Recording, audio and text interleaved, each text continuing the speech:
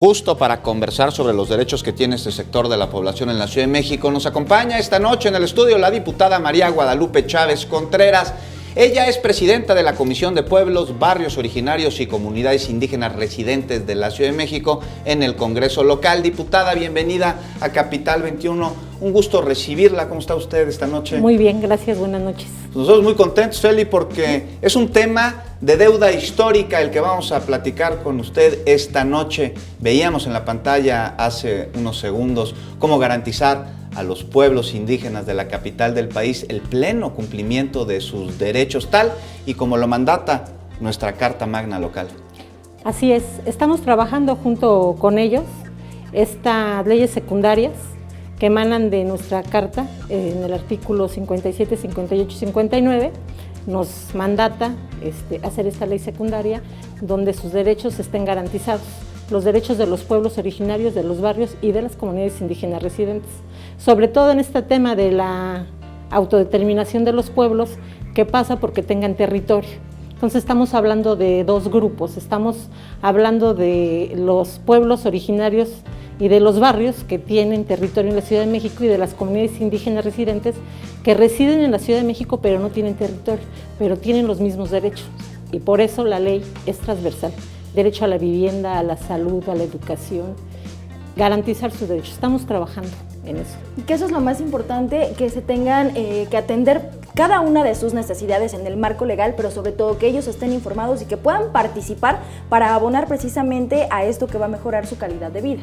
Así debe ser, así nos lo mandatan. En los próximos días daremos a conocer el protocolo de la consulta. Ellos van a decidir de qué manera ellos van a ver la ley secundaria, la van a analizar y nos van a hacer las observaciones correspondientes. De hecho, hemos estado recibiendo varias inquietudes de ellos, propuestas. Estamos abiertos, somos un parlamento abierto. Un parlamento abierto, diputada, cuénteme, ¿se ha hecho menos ancha, más estrecha la relación que existe entre los habitantes de la Ciudad de México y sus representantes en el Congreso y en el caso específico de las comunidades indígenas de la capital del país? ¿Cómo ha sido el acercamiento y cómo se está llevando en la actualidad el diálogo? Pues muy bien, las comunidades indígenas, los pueblos, los barrios son muy nobles. Hemos tenido una comunicación muy buena, están en la mejor disposición, ellos quieren tener ya una certeza jurídica de sus derechos, porque hablamos de derechos, pero no hay certeza jurídica. De hecho, van a ser la primera vez, me atrevo a decir, en Latinoamérica o en el mundo, que los pueblos serán sujetos de derecho. Los pueblos han sido sujetos de derecho los indígenas, pero no los pueblos. Y esta va a ser la primera ley que garantice una ley para los pueblos. Y para que la Ciudad de México siga siendo el modelo de precisamente el respeto de los derechos de cada uno de los sectores que integran nuestra sociedad y siendo ejemplo incluso para otros estados de la República, donde también ya se reconocen municipios indígenas, pero ahora en la ciudad, que es muy importante porque tienen mucho trabajo que ellos entregan a la sociedad, no solo a la capital, Juan, sí. Los productores o por ejemplo el desarrollo urbano, que también es muy importante para ellos. Claro, es muy importante que la mancha urbana no siga creciendo.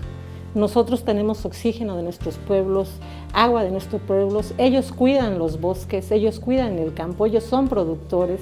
Entonces, digamos que lo más noble de la naturaleza lo tenemos en nuestros pueblos rurales, porque también tenemos pueblos urbanos.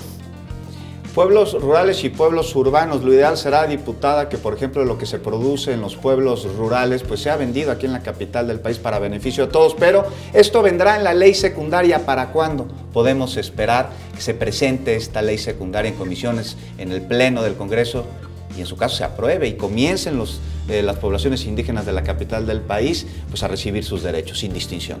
Pues estamos esperando que a finales de año, como es transversal, y queremos que quede perfectamente la ley con participación ciudadana, con todo. Esperamos que hacia el 15 de diciembre tengamos la ley ya lista y promulgada. Entonces están a tiempo todavía para seguir trabajando, para seguir aportando cada uno de los puntos que ellos consideran importantes, ser escuchados sobre todo, ¿no? Y poner sobre la mesa pues aquellas formas que podrán ayudarles a mejorar su entorno y ser un ejemplo también para la sociedad mexicana. Claro, esta ley la vamos a hacer con ellos.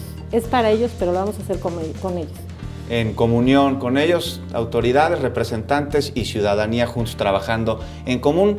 Pues diputada, estaremos muy pendientes aquí en Capital 21 de ver cómo sucede la creación de esta ley secundaria que con ello garantice los derechos a todos, Eli. Por supuesto que sí, y ahí está la invitación, diputada, para que ellos sigan participando. Claro que sí, todos están invitados a lanzar sus propuestas. Muchas gracias. Muchas gracias a usted por acompañarnos, diputada.